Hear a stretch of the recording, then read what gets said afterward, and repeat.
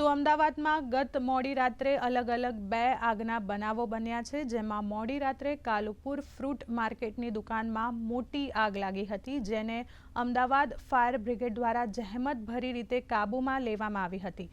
તો અન્ય અમદાવાદના એસજી હાઈવે ઉપર એક ખાનગી પાર્ટી પ્લોટના ગોડાઉનમાં પણ ખૂબ મોટી આગ લાગી હતી.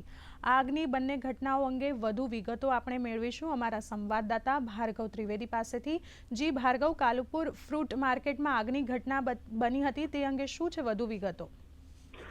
જી માનુશ્રી, ખાસ મહત્વની વાત તો એ છે કે છેલ્લા કેટલાય દિવસથી, એક અઠવાડિયાથી સતત ગરમીનો પારો વધી રહ્યો છે, વીજ વપરાશ પણ લોકોમાં વધી રહ્યો છે, જેને લઈને ખૂબ જ નીચલી ગુણવત્તાવાળા મટીરિયલ વાપરીને જે વાયરિંગ કરેલું છે તેમાં શોર્ટ સર્કિટ પણ બનતી હોય છે.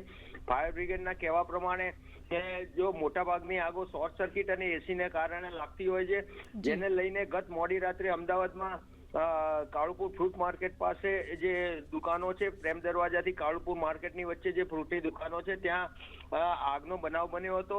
જે એક દુકાનમાં આગ લાગી હતી, પરંતુ ધીરે ધીરે જે આગ પ્રસરીને લગભગ 7 થી 8 દુકાનોમાં લાગી હતી.